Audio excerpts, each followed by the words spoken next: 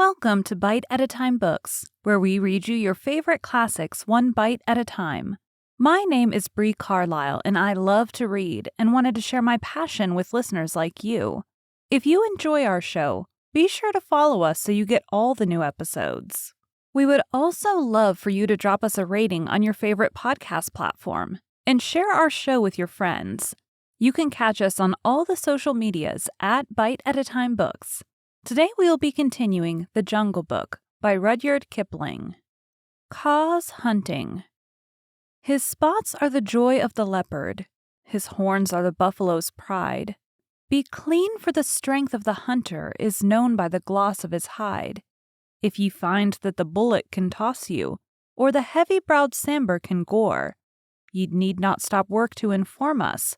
We knew it 10 seasons before. Oppress not the cubs of the stranger, but hail them as sister and brother.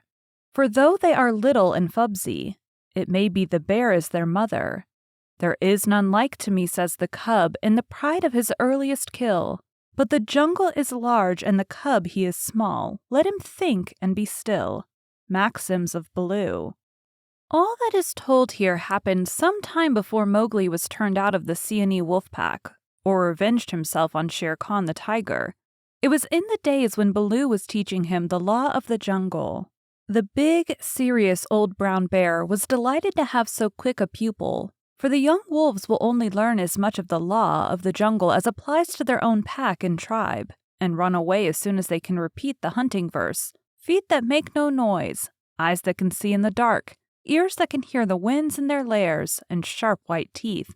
All these things are the marks of our brothers, except Tabaqui the jackal, and the hyena whom we hate. But Mowgli, as a man-cub, had to learn a great deal more than this. Sometimes Bagheera the Black Panther would come lounging through the jungle to see how his pet was getting on, and would purr with his head against a tree, while Mowgli recited the day's lesson to Baloo. The boy could climb almost as well as he could swim, and swim almost as well as he could run. So Baloo, the teacher of the law, taught him the wood and water laws, how to tell a rotten branch from a sound one, how to speak politely to the wild bees when he came upon a hive midday, and how to warn the water snakes in the pools before he splashed down among them. None of the jungle people liked being disturbed, and all are very ready to fly at an intruder. Then, too, Mowgli was taught the stranger's hunting call, which must be repeated aloud till it is answered, whenever one of the jungle people hunts outside his own grounds. It means, translated, "Give me leave to hunt here because I am hungry," and the answer is, "Hunt then for food, but not for pleasure." All this will show you how much Mowgli had to learn by heart, and he grew very tired of saying the same thing over 100 times. But, as Baloo said to Bagheera, one day when Mowgli had been cuffed and run off in a temper, "A man's cub is a man's cub, and he must learn all the law of the jungle." "But think how small he is," said the Black Panther, who would have spoiled Mowgli if he had had his own way. "How can this little head carry all thy long talk?" "Is there anything in the jungle too little to be killed? No. That is why I teach him these things, and that is why I hit him, very softly when he forgets." "Softly? What dost thou know of softness, old Iron Feet?" Bagheera grunted. "His face is all bruised today by thy softness. Ugh! Better he should be bruised from head to foot by me who love him than that he should come to harm through ignorance," Baloo answered very earnestly. "I am now teaching him the master words of the jungle that shall protect him with the birds and the snake people, and all that hunt on 4 feet, except his own pack. He can now claim protection, if he will only remember the words from all in the jungle. Is not that worth a little beating? Well, look to it then that thou dost not kill the man-cub. He is no tree trunk to sharpen thy blunt claws upon. But what are those master words? I am more likely to give help than to ask it." Bagheera stretched out one paw and admired the steel-blue, rippling chisel talons at the end of it. "Still, I should like to know. I will call Mowgli, and he shall say them, if he will. Come, little brother." "My head is ringing like a bee tree," said a sullen little voice over their heads, and Mowgli slid down a tree trunk, very angry and indignant, adding as he reached the ground, "I come for Bagheera, and not for thee, fat old Baloo." "That is all one to me," said Baloo, though he was hurt and grieved. Tell Bagheera, then, the master words of the jungle that I have taught thee this day." "Master words for which people?" said Mowgli, delighted to show off. "The jungle has many tongues. I know them all." "A little thou knowest, but not much. See, O Bagheera, they never thank their teacher. Not one small wolfling has ever come back to thank old Baloo for his teachings. Say the word for the hunting people, then, great scholar." "We be of one blood, ye and I," said Mowgli, giving the words the Bear accent which all the hunting people use. "Good. Now for the birds," Mowgli repeated with the kite's whistle at the end of the sentence. "Now for the snake people," said Bagheera. The answer was a perfectly indescribable hiss, and Mowgli kicked up his feet behind, clapped his hands together to applaud himself, and jumped onto Bagheera's back, where he sat sideways, drumming with his heels on the glossy skin, and making the worst faces he could think of at Baloo. There, that was worth a little bruise," said the brown bear tenderly. "Some day thou wilt remember me." Then he turned aside to tell Bagheera how he had begged the master words from Hathi the wild elephant, who knows all about these things, and how Hathi had taken Mowgli down to a pool to get the snake word from a water snake, because Baloo could not pronounce it, and how Mowgli was now reasonably safe against all accidents in the jungle, because neither snake, bird, nor beast would hurt him. "No one, then, is to be feared," Baloo wound up, patting his big furry stomach with pride. "Except his own tribe," said Bagheera under his breath, and then aloud to Mowgli, "Have a care for my ribs, little brother. What is all this dancing up and down?" Mowgli had been trying to make himself heard by pulling at Bagheera's shoulder fur and kicking hard. When the two listened to him, he was shouting at the top of his voice, "And so I shall have a tribe of my own, and lead them through the branches all day long." "What is this new folly, little dreamer of dreams?" said Bagheera. "Yes, and throw branches and dirt at old Baloo," Mowgli went on. "They have promised me this. Ah!" "Woof!" Baloo's big paw scooped Mowgli off Bagheera's back, and as the boy lay between the big forepaws, he could see the bear was angry. "Mowgli," said Baloo, "thou hast been talking with the Bandarlog, the monkey people." Mowgli looked at Bagheera to see if the panther was angry too, and Bagheera's eyes were as hard as jade stones. "Thou hast been with the monkey people, the grey apes, the people without a law, the eaters of everything. That is great shame." "When Baloo hurt my head," said Mowgli, he was still on his back, "I went away and the grey apes came down from the trees and had pity on me. No one else cared." He snuffled a little. "The pity of the monkey people," Baloo snorted. "The stillness of the mountain stream, the cool of the summer sun, and then man cub. And then they gave me nuts and pleasant things to eat, and they carried me in their arms up to the top of the trees and said I was their blood brother, except that I had no tail and should be their leader some day." "They have no leader," said Bagheera. "They lie. They have always lied. They were very kind and bade me come again. Why have I never been taken among the monkey people? They stand on their feet as I do. They do not hit me with their hard paws. They play all day. Let me get up. Bad Baloo, let me up. I will play with them again." "Listen, man cub," said the bear, and his voice rumbled like thunder on a hot night. "I have taught thee all the law of the jungle for all the peoples of the jungle, except the monkey folk who live in the trees. They have no law. They are outcasts. They have no speech of their own, but use the stolen words which they overhear when they listen and peep and wait up above in the branches. Their way is not our way.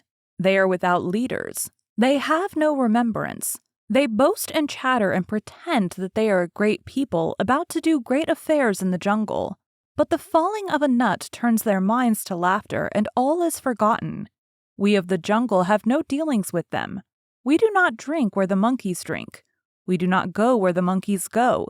We do not hunt where they hunt. We do not die where they die. Hast thou ever heard me speak of the Bandarlog till today?" "No," said Mowgli in a whisper, for the forest was very still now. Baloo had finished. "The jungle people put them out of their mouths and out of their minds. They are very many, evil, dirty, shameless, and they desire, if they have any fixed desire, to be noticed by the jungle people. But we do not notice them even when they throw nuts and filth on our heads." He had hardly spoken when a shower of nuts and twigs spattered down through the branches, and they could hear coughings and howlings and angry jumpings high up in the air among the thin branches. "The monkey people are forbidden," said Baloo. "Forbidden to the jungle people. Remember." "Forbidden," said Bagheera, "but I still think Baloo should have warned thee against them." "I? How was I to guess he would play with such dirt? The monkey people! Faugh!" A fresh shower came down on their heads, and the two trotted away, taking Mowgli with them. What Baloo had said about the monkeys was perfectly true. They belonged to the treetops, and as beasts very seldom look up. There was no occasion for the monkeys and the jungle people to cross each other's path. But whenever they found a sick wolf, or a wounded tiger, or bear, the monkeys would torment him, and would throw sticks and nuts at any beast for fun, and in the hope of being noticed. Then they would howl and shriek senseless songs, and invite the jungle people to climb up their trees and fight them, or would start furious battles over nothing among themselves, and leave the dead monkeys where the jungle people could see them. They were always just going to have a leader, and laws and customs of their own, but they never did, because their memories would not hold over from day to day, and so they compromised things by making up a saying, "What the Bandar log think now, the jungle will think later," and that comforted them a great deal. None of the beasts could reach them, but on the other hand, none of the beasts would notice them, and that was why they were so pleased when Mowgli came to play with them, and they heard how angry Baloo was. They never meant to do any more. The Bandar log never meant anything at all, but one of them invented what seemed to him a brilliant idea, and he told all the others that Mowgli would be a useful person to keep in the tribe, because he could weave sticks together for protection from the wind. So if they caught him, they could make him teach them. Of course, Mowgli, as a woodcutter's child, inherited all sorts of instincts, and used to make little huts of fallen branches, without thinking how he came to do it. The monkey people, watching in the trees, considered his play most wonderful. This time, they said, they were really going to have a leader and become the wisest people in the jungle. So wise that everyone else would notice and envy them. Therefore, they followed Baloo and Bagheera and Mowgli through the jungle very quietly till it was time for the midday nap, and Mowgli, who was very much ashamed of himself, slept between the panther and the bear, resolving to have no more to do with the monkey people. The next thing he remembered was feeling hands on his legs and arms, hard, strong little hands, and then a swash of branches in his face. And then he was staring down through the swaying boughs as Baloo woke the jungle with his deep cries, and Bagheera bounded up the trunk with every tooth bared. The Bandar log howled with triumph and scuffled away to the upper branches where Bagheera dared not follow, shouting, "He has noticed us! Bagheera has noticed us! All the jungle people admire us for our skill and our cunning." Then they began their flights, and the flight of the monkey people through treeland is one of the things nobody can describe. They have their regular roads and crossroads, up hills and down hills, all laid out from 50 to 70 or 100 feet above ground, and by these they can travel even at night if necessary. Two of the strongest monkeys caught Mowgli under the arms and swung him off with them through the treetops, 20 feet at a bound. Had they been alone, they could have gone twice as fast, but the boy's weight held them back. Sick and giddy as Mowgli was, he could not help enjoying the wild rush, though the glimpses of earth far down below frightened him, and the terrible check and jerk at the end of the swing over nothing but empty air brought his heart between his teeth. His escort would rush him up a tree till he felt the thinnest topmost branches crackle and bend under them, and then with a cough and a whoop would fling themselves into the air outward and downward, and bring up, hanging by their hands or their feet to the lower limbs of the next tree. Sometimes he could see for miles and miles across the still green jungle, as a man on the top of a mast can see for miles across the sea, and then the branches and leaves would lash him across the face, and he and his two guards would be almost down to earth again. So, bounding and crashing and whooping and yelling, the whole tribe of Bandar logs swept along the tree roads with Mowgli their prisoner. For a time he was afraid of being dropped. Then he grew angry but knew better than to struggle. And then he began to think. The first thing was to send back word to Baloo and Bagheera, for at the pace the monkeys were going, he knew his friends would be left far behind. It was useless to look down, for he could only see the top sides of the branches, so he stared upward and saw far away in the blue, ran the kite, balancing and wheeling as he kept watch over the jungle, waiting for things to die. Rand saw that the monkeys were carrying something and dropped a few 100 yards to find out whether their load was good to eat. He whistled with surprise when he saw Mowgli being dragged up to a treetop and heard him give the kite call for, "We be of one blood, thou and I." The waves of the branches closed over the boy, but Rand balanced away to the next tree in time to see the little brown face come up again. "Mark my trail," Mowgli shouted. "Tell Baloo of the Seeonee Pack and Bagheera of the Council Rock." "In whose name, brother?" Rand had never seen Mowgli before, though of course he had heard of him. "Mowgli the Frog. Man cub they call me. Mark my trail." The last words were shrieked as he was being swung through the air, but Rand nodded and rose up till he looked no bigger than a speck of dust, and there he hung, watching with his telescope eyes the swaying of the treetops as Mowgli's escort whirled along. "They never go far," he said with a chuckle. "They never do what they set out to do. Always pecking at new things are the Bendarlog. This time, if I have any eyesight, they have pecked down trouble for themselves. For Baloo is no fledgling, and Bagheera can, as I know, kill more than goats." So he rocked on his wings, his feet gathered up under him, and waited. Meantime, Baloo and Bagheera were furious with rage and grief. Bagheera climbed as he had never climbed before, but the thin branches broke beneath his weight, and he slipped down, his claws full of bark. "Why didst thou not warn the man-cub?" he roared to poor Baloo, who had set off at a clumsy trot in the hope of overtaking the monkeys. "What was the use of half-slaying him with blows if thou didst not warn him?" "Haste, oh haste! We may catch them yet," Baloo panted. "At that speed it would not tire a wounded cow. Teacher of the law, cub-beater, a mile of that rolling to and fro would burst thee open. Sit still and think. Make a plan. This is no time for chasing. They may drop him if we follow too close." "Arula! Woo! They may have dropped him already, being tired of carrying him. Who can trust the Bandarlog? Put dead bats on my head. Give me black bones to eat. Roll me into the hives of the wild bees that I may be stung to death, and bury me with the hyena, for I am most miserable of bears." "Arula! Wahoo! Oh, Mowgli, Mowgli, why did I not warn thee against the monkey folk instead of breaking thy head? Now perhaps I may have knocked the day's lesson out of his mind, and he will be alone in the jungle without the master words." Baloo clasped his paws over his ears and rolled to and fro, moaning. "At least he gave me all the words correctly a little time ago," said Bagheera impatiently. "Baloo, thou hast neither memory nor respect. What would the jungle think if I, the Black Panther, curled myself up like Iki the Porcupine and howled? What do I care what the jungle thinks? He may be dead by now. Unless and until they drop him from the branches in sport, or kill him out of idleness, I have no fear for the man-cub. He is wise and well taught, and above all he has the eyes that make the jungle people afraid. But, and it is a great evil, he is in the power of the Bandarlog, and they, because they live in trees, have no fear of any of our people." Bagheera licked one forepaw thoughtfully.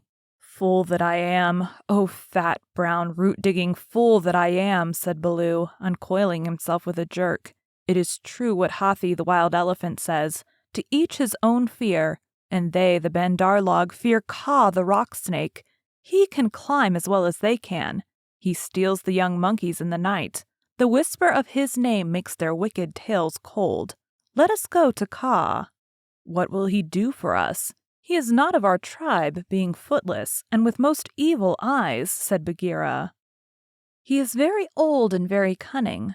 Above all, he is always hungry," said Baloo hopefully. "Promise him many goats. He sleeps for a full month after he has once eaten. He may be asleep now, and even were he awake, what if he would rather kill his own goats?" Bagheera, who did not know much about Kaa, was naturally suspicious. "Then in that case, thou and I together, old hunter, might make him see reason." Here Baloo rubbed his faded brown shoulder against the panther, and they went off to look for Kaa the rock python. They found him stretched out on a warm ledge in the afternoon sun, admiring his beautiful new coat, for he had been in retirement for the last 10 days, changing his skin, and now he was very splendid, darting his big blunt-nosed head along the ground and twisting the 30 feet of his body into fantastic knots and curves, and licking his lips as he thought of his dinner to come. "He has not eaten," said Baloo with a grunt of relief, as soon as he saw the beautifully modeled brown and yellow jacket. "Be careful, Bagheera. He is always a little blind after he has changed his skin, and very quick to strike." Kaa was not a poison snake. In fact, he rather despised the poison snakes as cowards, but his strength lay in his hug, and when he had once lapped his huge coils round anybody, there was no more to be said. "Good hunting," cried Baloo, sitting up on his haunches. Like all snakes of his breed, Kaa was rather deaf, and did not hear the call at first. Then he curled up ready for any accident, his head lowered. "Good hunting for us all," he answered. "Oh-ho, Baloo, what dost thou do here?" "Good hunting, Bagheera. One of us at least needs food. Is there any news of game afoot? A doe now, or even a young buck? I am as empty as a dried well." "We are hunting," said Baloo carelessly. He knew that you must not hurry Kaa. He is too big. "Give me permission to come with you," said Kaa. "A blow more or less is nothing to thee, Bagheera or Baloo, but I have to wait and wait for days in a wood path and climb half a night on the mere chance of a young ape. Pshaw! The branches are not what they were when I was young. Rotten twigs and dry boughs are they all." "Maybe thy great weight has something to do with the matter," said Baloo. "I am a fair length," said Kaa with a little pride. "But for all that, it is the fault of this new-grown timber. I came very near to falling on my last hunt, very near indeed, and the noise of my slipping, for my tail was not tight wrapped around the tree, waked the Bandar log, and they called me most evil names." "Footless, yellow, earthworm," said Bagheera under his whiskers, as though he were trying to remember something. "Have they ever called me that?" said Kaa. "Something of that kind is what they shouted to us last moon, but we never noticed them. They will say anything, even that thou hast lost all thy teeth and wilt not face anything bigger than a kid, because they are indeed shameless, these Bandarlog, because thou art afraid of the he-goat's horns," Bagheera went on sweetly. Now a snake, especially a wary old python like Kaa, very seldom shows that he is angry, but Baloo and Bagheera could see the big swallowing muscles on either side of Kaa's throat ripple and bulge. "The Bandarlog have shifted their grounds," he said quietly. "When I came up into the sun today, I heard them whooping among the treetops." It is the Bandarlog that we follow now," said Baloo, but the words stuck in his throat, for that was the first time in his memory that one of the jungle people had owned to being interested in the doings of the monkeys. "Beyond doubt, then, it is no small thing that takes two such hunters, leaders in their own jungle, I am certain, on the trail of the Bandarlog," Kaa replied courteously as he swelled with curiosity.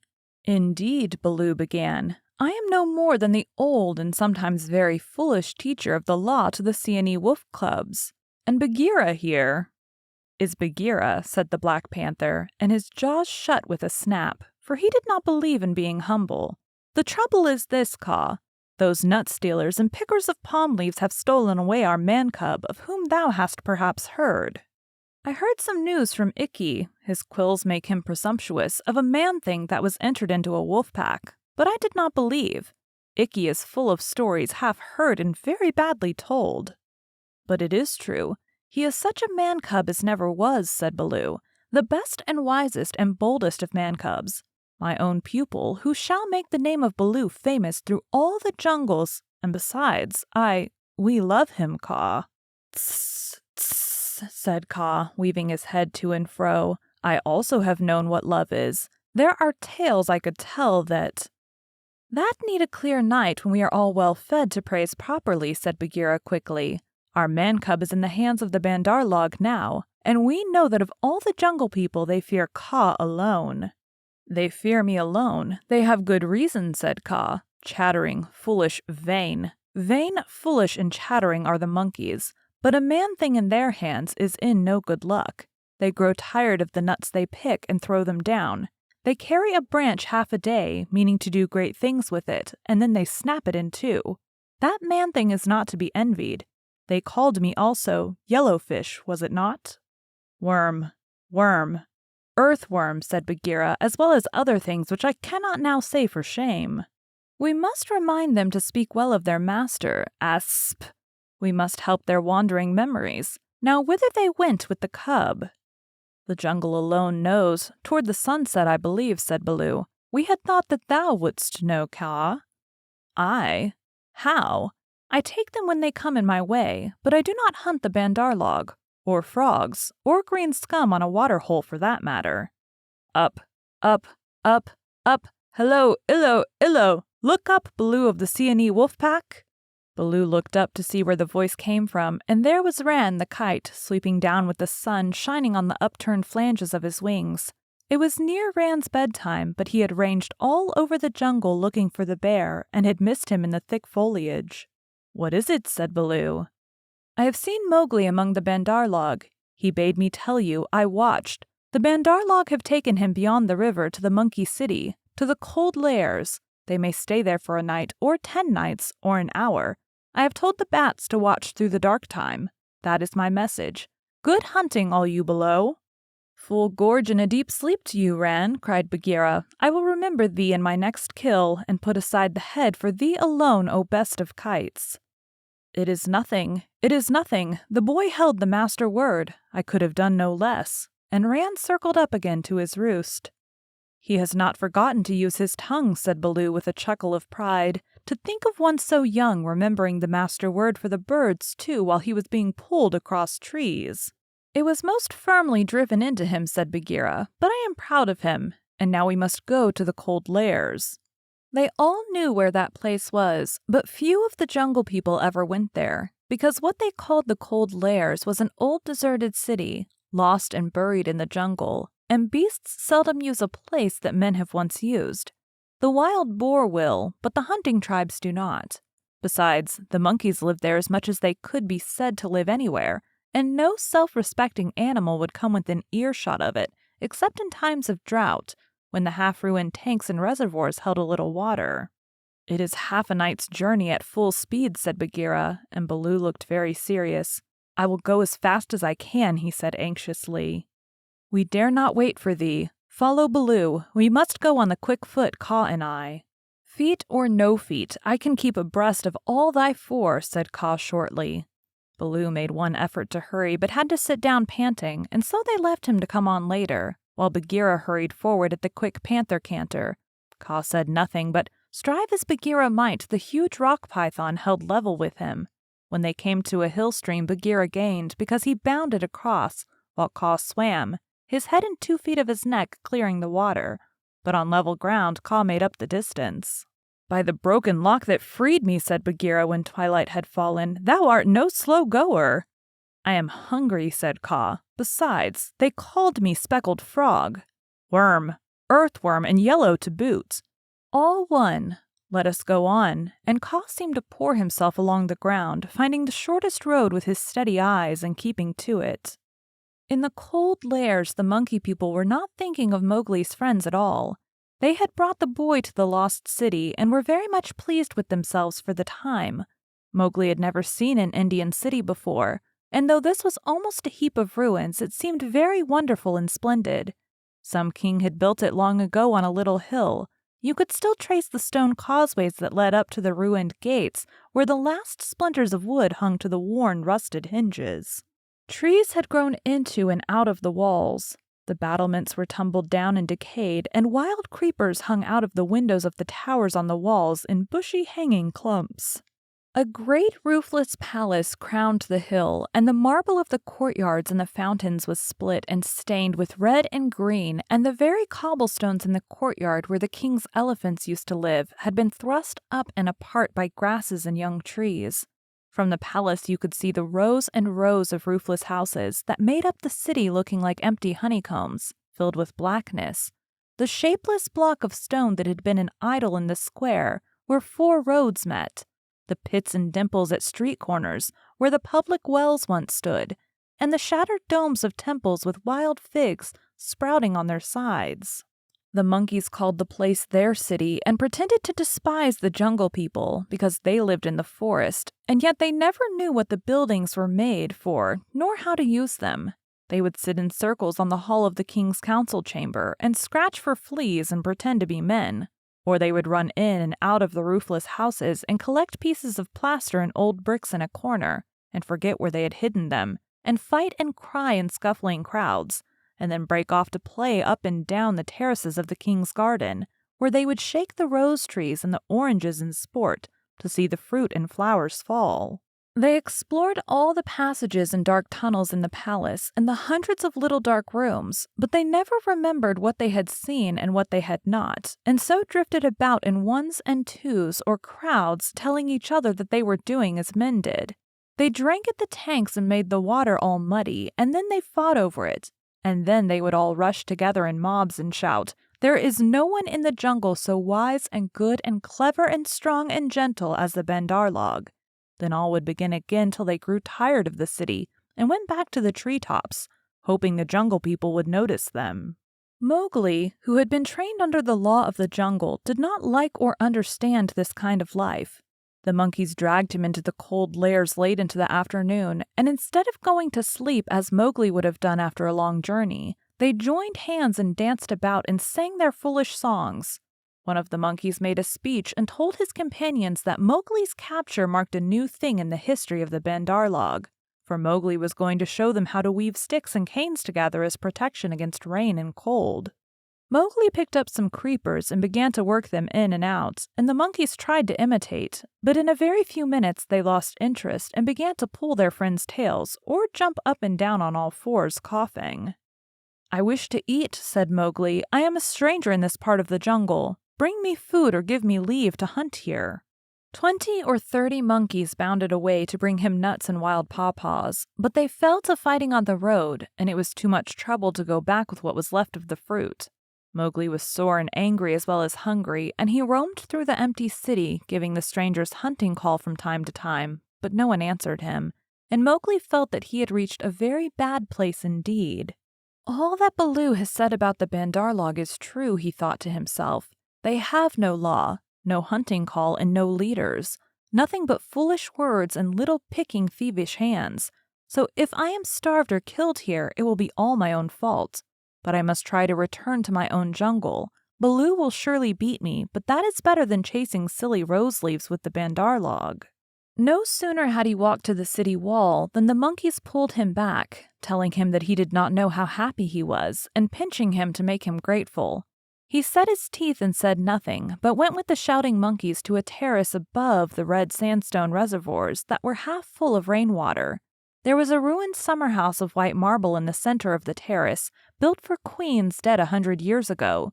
The domed roof had half fallen in and blocked up the underground passage from the palace by which the queens used to enter. But the walls were made of screens of marble tracery, beautiful milk-white fretwork set with agates and cornelians and jasper and lapis lazuli, and all the moon came up behind the hill it shone through the open work, casting shadows on the ground like black velvet embroidery. Sore, sleepy, and hungry as he was, Mowgli could not help laughing when the Bandarlog began, 20 at a time, to tell him how great and wise and strong and gentle they were, and how foolish he was to wish to leave them. "We are great. We are free. We are wonderful. We are the most wonderful people in all the jungle." "We all say so, and so it must be true," they shouted. "Now, as you are a new listener and can carry our words back to the jungle people so that they may notice us in future, we will tell you all about our most excellent selves." Mowgli made no objection, and the monkeys gathered by hundreds and hundreds on the terrace to listen to their own speakers singing the praises of the Bandarlog. And whenever a speaker stopped for want of breath, they would all shout together, "This is true. We all say so." Mowgli nodded and blinked and said yes when they asked him a question, and his head spun with the noise. "Tabaqui the jackal must have bitten all these people," he said to himself, "and now they have madness. Certainly this is a Diwanee, the madness. Do they never go to sleep? Now there is a cloud coming to cover that moon. If it were only big enough cloud, I might try to run away in the darkness, but I am tired." That same cloud was being watched by 2 good friends in the ruined ditch below the city wall, for Bagheera and Kaa, knowing well how dangerous the monkey people were in large numbers, did not wish to run any risks. The monkeys never fight unless there are 100 to 1, and few in the jungle care for those odds. I will go to the west wall, Caw whispered, and come down swiftly with the slope of the ground in my favor. They will not throw themselves upon my back in their hundreds, but— I know it, said Bagheera. Would that Baloo were here, but we must do what we can. When that cloud covers the moon, I shall go to the terrace. They hold some sort of council there over the boy. Good hunting, said Caw grimly, and glided away to the west wall. That happened to be the least ruined of any, and the big snake was delayed a while before he could find a way up the stones. The cloud hid the moon, and as Mowgli wondered what would come next, he heard Bagheera's light feet on the terrace. The Black Panther had raced up the slope almost without a sound, and was striking, he knew better than to waste time in biting, right and left among the monkeys, who were seated round Mowgli in circles 50 and 60 deep.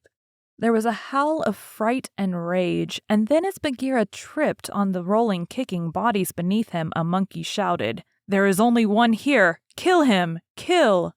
A scuffling mass of monkeys, biting, scratching, tearing, and pulling, closed over Bagheera, while 5 or 6 laid hold of Mowgli, dragged him down the wall of the summer-house, and pushed him through the hole of the broken dome. A man-trained boy would have been badly bruised, for the fall was a good 15 feet, but Mowgli fell as Baloo had taught him to fall, and landed on his feet. "Stay there," shouted the monkeys, "till we have killed thy friends, and later we will play with thee if the Poison People leave thee alive."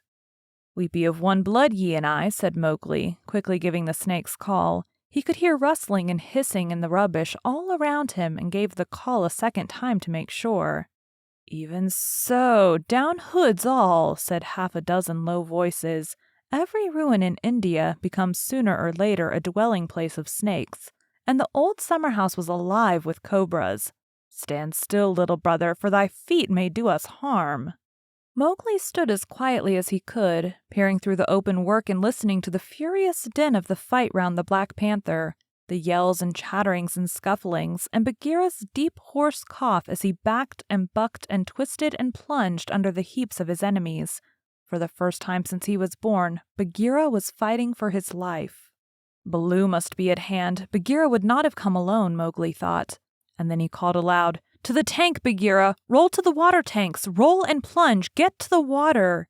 Bagheera heard, and the cry that told him Mowgli was safe gave him new courage. He worked his way desperately, inch by inch, straight for the reservoirs, halting in silence. Then from the ruined wall nearest the jungle rose up the rumbling war shout of Baloo.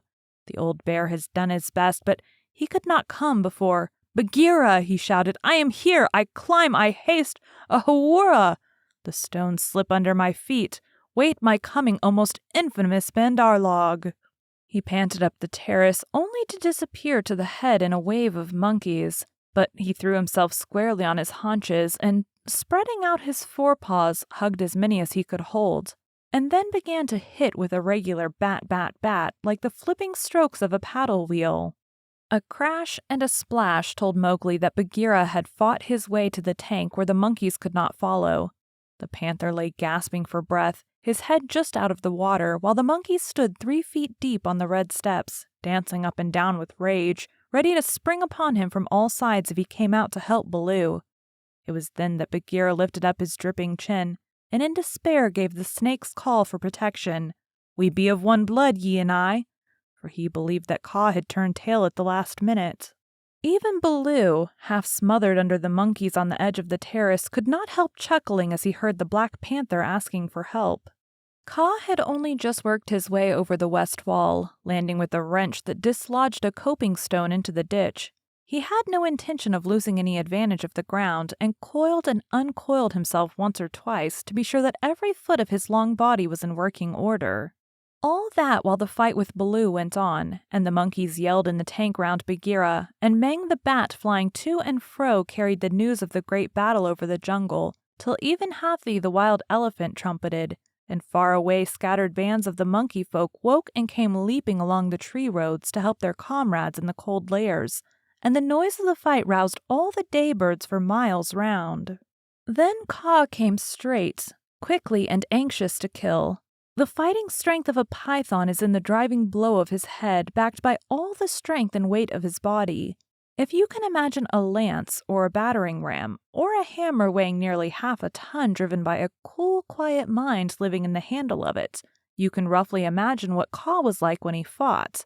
A python 4 or 5 feet long can knock a man down if it hits him fairly in the chest, and Ka was 30 feet long, as you know. His first stroke was delivered into the heart of the crowd round Baloo. It was sent home with shut mouth in silence, and there was no need of a second. The monkeys scattered with cries of, "Ka! It is Ka! Run! Run!" Generations of monkeys had been scared into good behavior by the stories their elders told them of Ka, the night thief, who could slip along the branches as quietly as moss grows and steal away the strongest monkey that ever lived. Of old Ka, who could make himself look so like a dead branch or a rotten stump that the wisest were deceived, till the branch caught them. Ka was everything that the monkeys feared in the jungle, for none of them knew the limits of his power. None of them could look him in the face, and none had ever come alive out of his hug. And so they ran, stammering with terror, to the walls and the roofs of the houses, and Baloo drew a deep breath of relief. His fur was much thicker than Bagheera's, but he had suffered sorely in the fight. Then Ka opened his mouth for the first time and spoke one long hissing word, and the faraway monkeys, hurrying to the defense of the cold lairs, stayed where they were, cowering, till the loaded branches bent and crackled under them. The monkeys on the walls in the empty houses stopped their cries, and in the stillness that fell upon the city, Mowgli heard Bagheera shaking his wet sides as he came up from the tank. Then the clamor broke out again. The monkeys leapt higher up the walls. They clung around the necks of the big stone idols and shrieked as they skipped along the battlements, while Mowgli, dancing in the summer house, put his eye to the screenwork and hooted owl fashion between his front teeth to show his derision and contempt.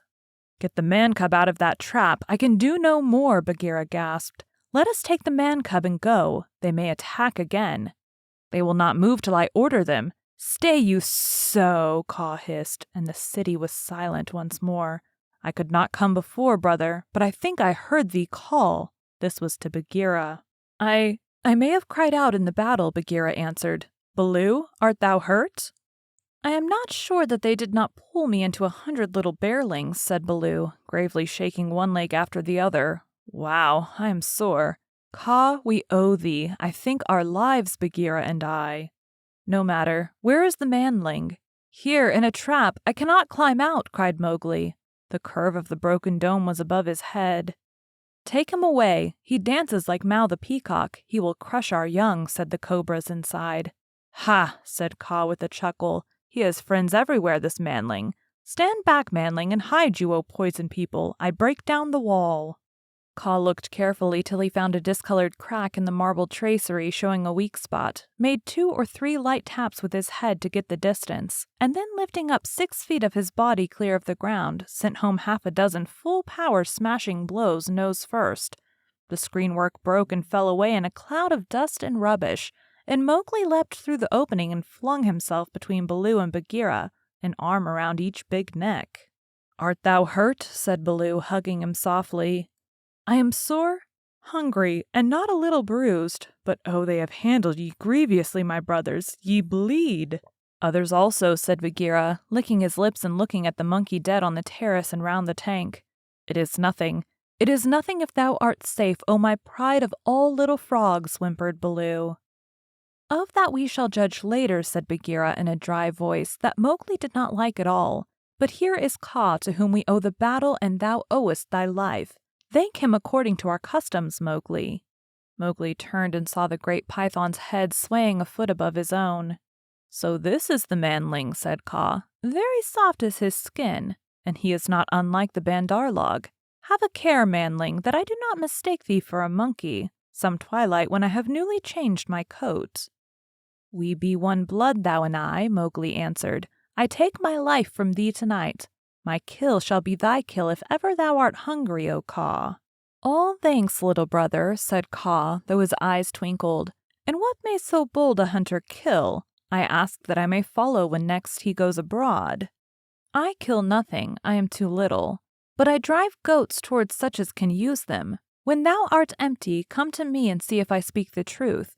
I have some skill in these." He held out his hands. "And if ever thou art in a trap, I may pay the debt which I owe to thee, to Bagheera and to Baloo here. Good hunting to ye all, my masters." Well said, growled Baloo, for Mowgli had returned thanks very prettily.